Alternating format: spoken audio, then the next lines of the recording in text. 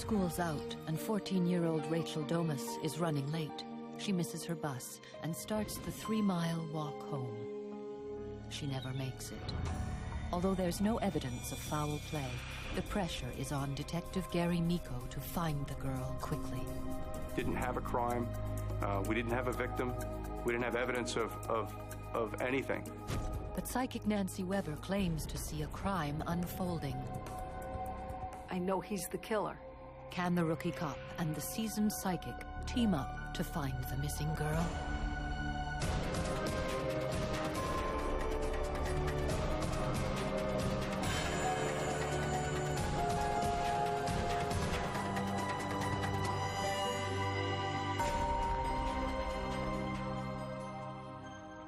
Long Valley, New Jersey, the sort of place where no one locks their doors, a safe place to raise a family.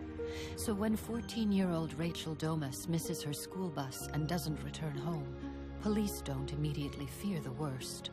Her parents have called the police to report her missing, but the most likely explanation, Rachel is just out with her friends and has forgotten to check in with her parents.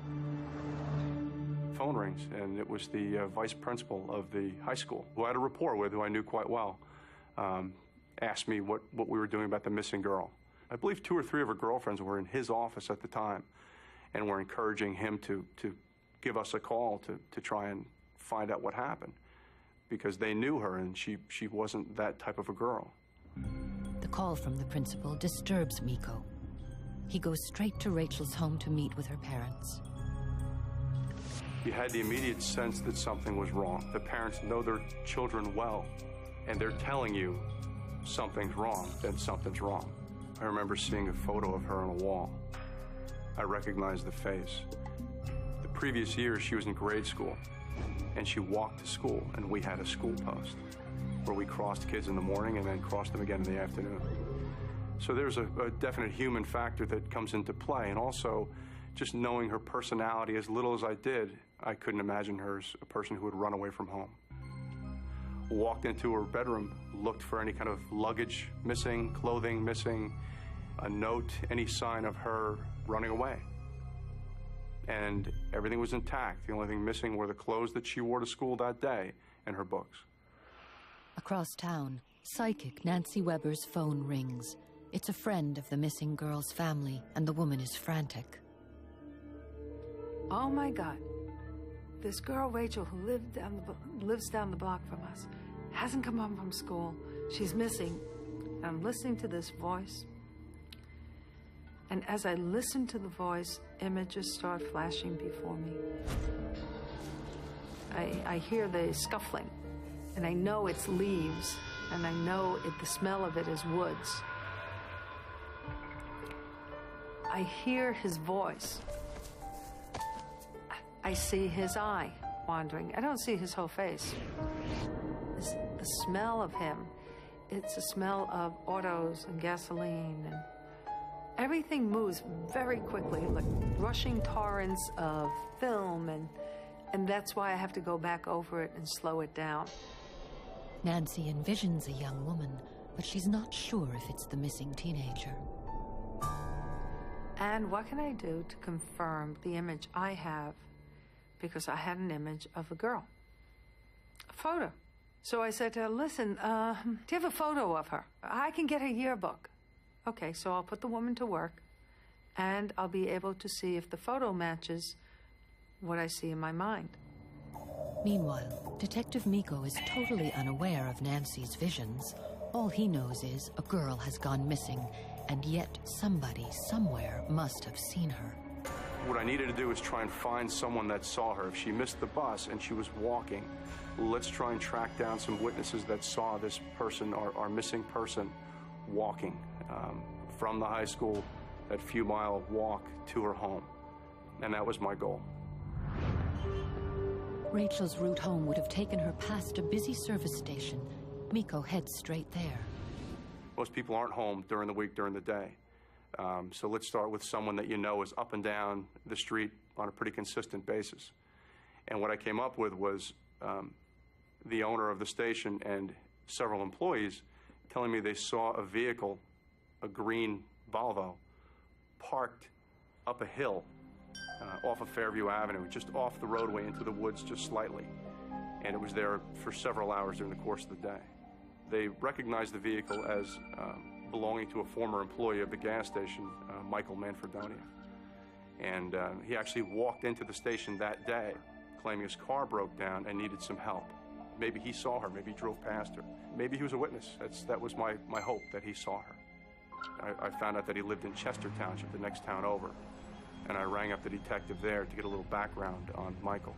And he called me back and said that he was arrested for, I believe, receiving stolen property. I asked for Michael's address and wanted to stop by and visit him.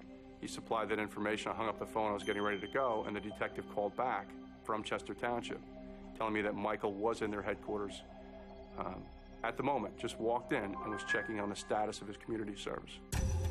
Miko is feeling lucky. He's got his first solid lead. He brings Manfredonia in for questioning. It's only been 3 hours since Miko was first assigned to the case. A gut instinct tells him that the man he's talking to might be somehow involved with the disappearance of Rachel DOMAS. He wrote an incredibly detailed statement, almost covering each minute that he was there. He tells me his vehicle breaks down. He's able to back it up a hill off the roadway, walk around for 2 or 3 hours, got back at his vehicle, started it, and drove home. How does that happen? How does that happen? And I asked if he had possibly saw this girl walking at any point in time, and he told me no, he didn't think so. I remember asking, are you sure with all that walking around that you didn't see her anywhere? You didn't pass her? You didn't, when you were near your vehicle, when you were walking on Fairview Avenue? Because I understand she missed the bus, and you didn't pass by her? And the answer was no. Miko calls in another detective for help, George Duker. I was in a meeting, and he said, I need your help now. I need you right now. And he had some bad feelings about this missing person case, and I came to headquarters, he briefed me, and ultimately I had those same bad feelings. 20 miles away, Nancy Weber is about to have her worst suspicions confirmed by the friend of Rachel's family who had originally contacted her. There's a knock on my door. The woman comes in. She has a yearbook in her hand.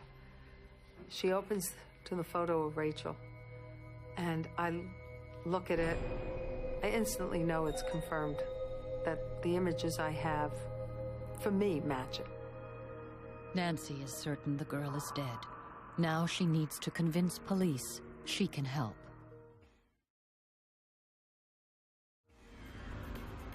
Every cop knows the first 48 hours in a missing persons case are critical. Evidence is still fresh. People's recollection of events still intact. It's been less than 10 hours since 14-year-old Rachel DOMAS was last seen at her high school. Detective Gary Miko might have a witness, but there's no evidence of foul play. Nobody even knows if the girl is alive or dead. At the exact same time, psychic Nancy Weber has a clear and terrifying vision of the girl's plight.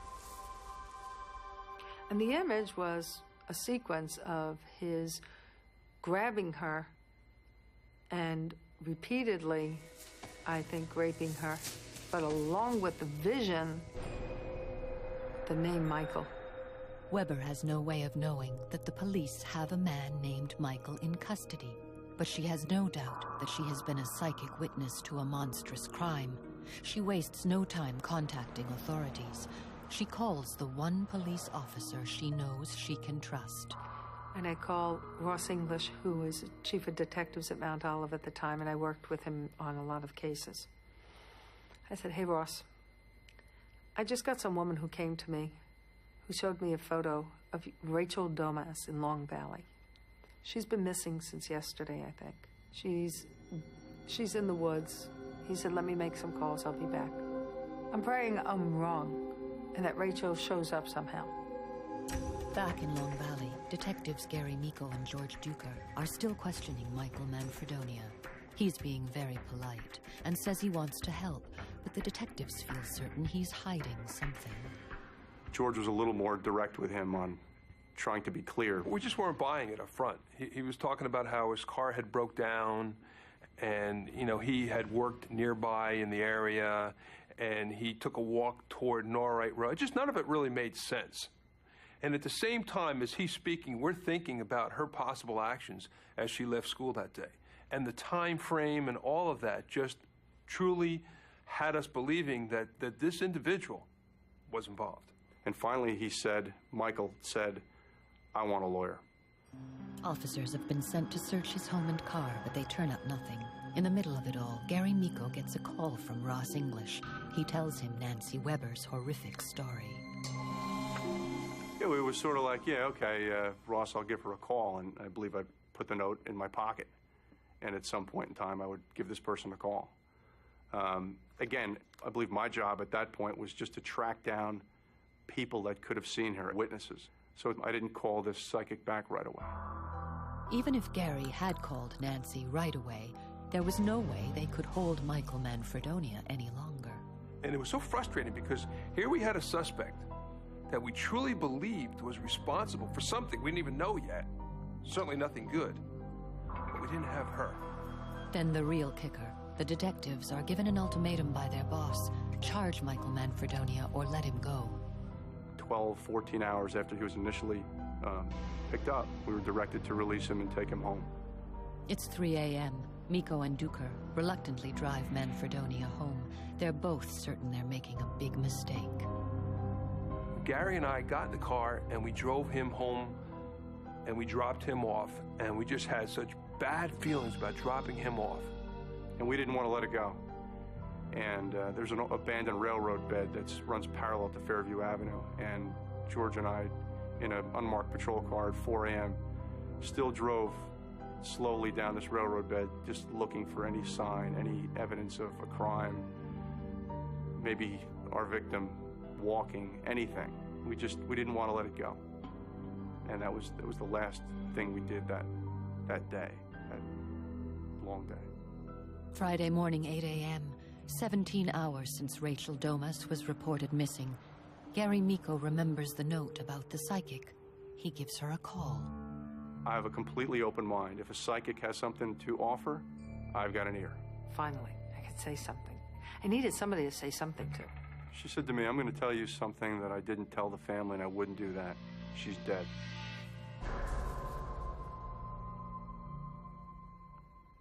And a boy named Michael did it.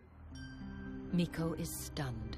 He and Duker had a man named Michael in for questioning for hours. If Nancy is right, he had almost certainly released the girl's killer the night before and given him a ride home. How did she know that? How did she get that? No one knew that we had a Michael in custody. Gary appeared over the phone to be, I need this, I need more, give me more. And at the same time I heard this groan of, oh, we had him for hours here, we were questioning him. But so far the police haven't any evidence that there's been a crime, yet Nancy claims to have seen it take place. I am watching in-sequence event of someone, male, exploding all at once.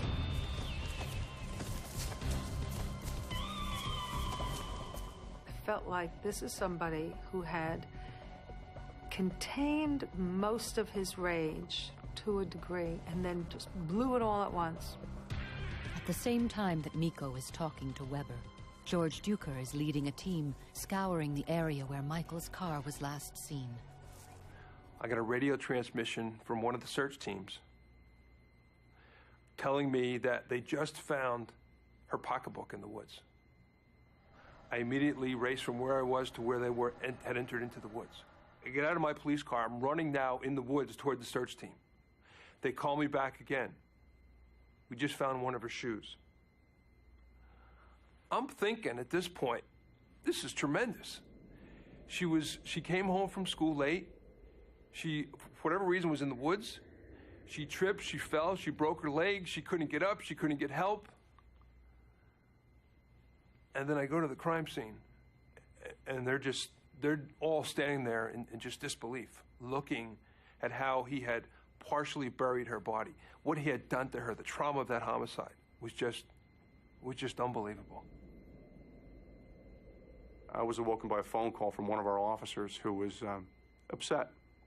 They had found her body.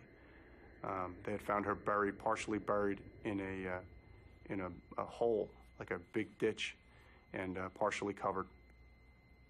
And I was on my way in.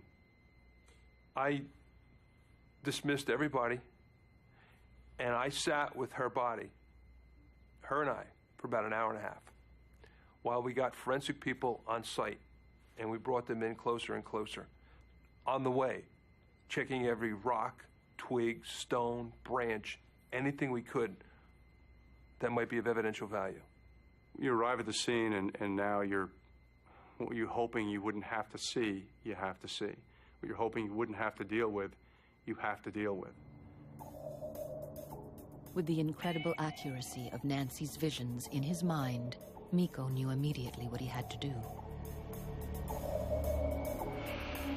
Now you need to put a case together at this point in time. You need to find your suspect. Michael's your suspect. Michael's the only person so far that was put there. We knew we then had to find him again. So it was all there. It was all there. Gary, Miko, and George Duker rush to the Manfredonia home, but he is not there. His parents tell them that earlier in the day he had walked back into the heavily wooded mountainous area behind the home, but no one had seen him since. The detectives are devastated. 24 hours ago they had a criminal but no crime. Now they have a crime but no criminal.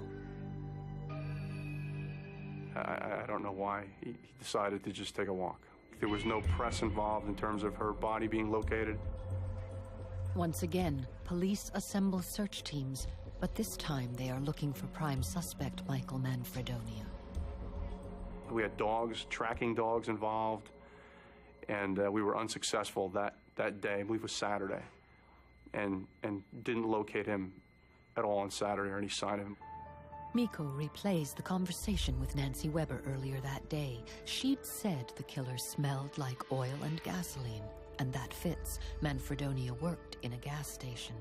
She knew his name was Michael, and long before police had the evidence, Nancy Weber knew that Rachel was dead. Could she also hold the key to where the killer was hiding out?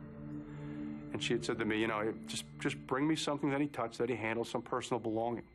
And, maybe that would help me, tell you where he is. I could not tell him where Michael was. I needed to make the contact with a person who had connections with Michael. And through that link, I can travel. Before Detective Miko could officially meet with Weber, he needed permission from the county prosecutor. We never used a psychic before on anything. So this would have been a first. And clearly with a major case, you needed to get approval from at least our prosecutor's office before any of that interaction could happen. Sometimes when I work with law enforcement, I know that I work far better with them than I work with some of the families, and that I get far more results when I work with law enforcement because they're in direct contact sometimes with the evidence, even if they didn't see the killer or know it. They've touched the evidence in some way. And the prosecutor wasn't getting a good feeling about this at all. He didn't like that type of attention drawn to the homicide case, thought that it would get too much media, too much hype. It wasn't the direction that he really wanted to go. Gary and I then talked privately, and Gary said, "What do you think?" And I just said, "Do what you got to do. How can it hurt? How can it hurt? She might have some information here that will absolutely, turn this thing around." And he went off to see Nancy. Gary Miko decides to defy the prosecutor and set up a meeting with Nancy. The discovery of Rachel Domas' body has turned the case of the missing girl into a full-scale homicide investigation. Prime suspect Michael Manfredonia has disappeared.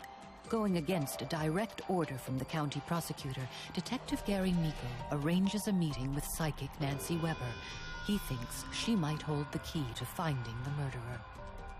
But as he travels to meet her, doubts begin to creep in. Was there something that she knew about this crime? Was she involved? Who knows? I didn't know. I mean, again, because of those reasons as well, it was worth meeting with her to see what she had. And I'm driving there and I'm thinking, okay, so you're meeting somebody, you don't even know if it's Gary Miko. You've never met him before. You don't know if it's really a cop or some nut on the phone who called you. What are you doing? You're doing it anyhow, you know that.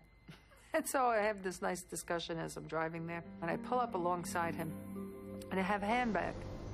And I get in his car, and as I get in, I see the inside of the car is a cop car. He's real.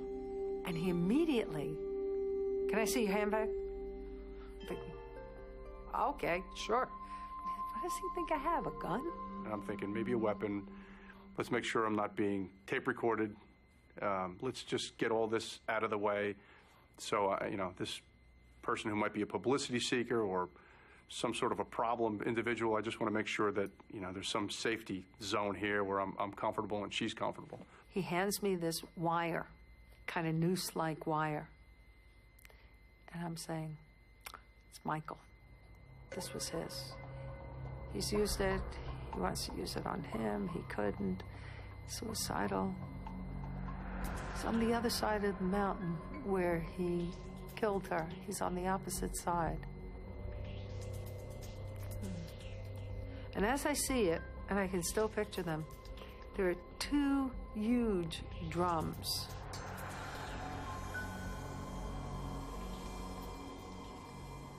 Normally, I can't tell you, but I knew 55-gallon drums. Big drums. She said, you know, he can see you.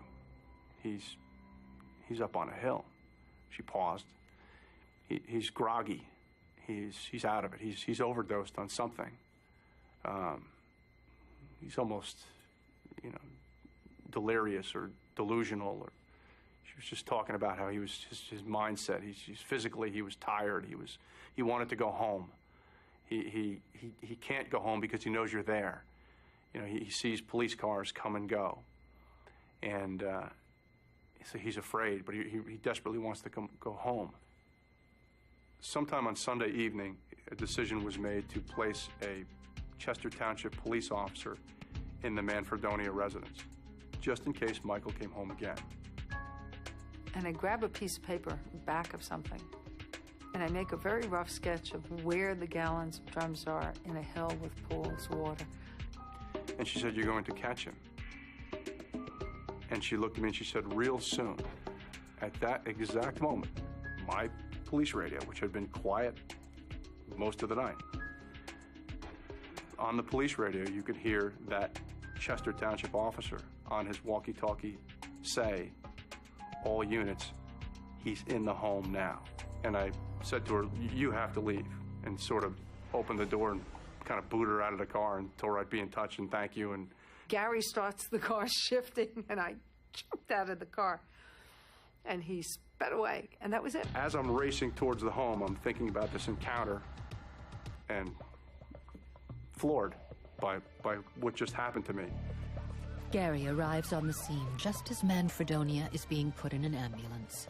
He jumps in, reads Manfredonia his rights, and accompanies him to the hospital. Once again, Nancy Weber's prediction proved to be uncannily accurate. 72 hours after Rachel Domas was first reported missing, Gary Miko and George Duker have brought her killer to justice. For 11 years, the 11 years that followed Rachel's death, I tried to deny emotionally what I felt about this case.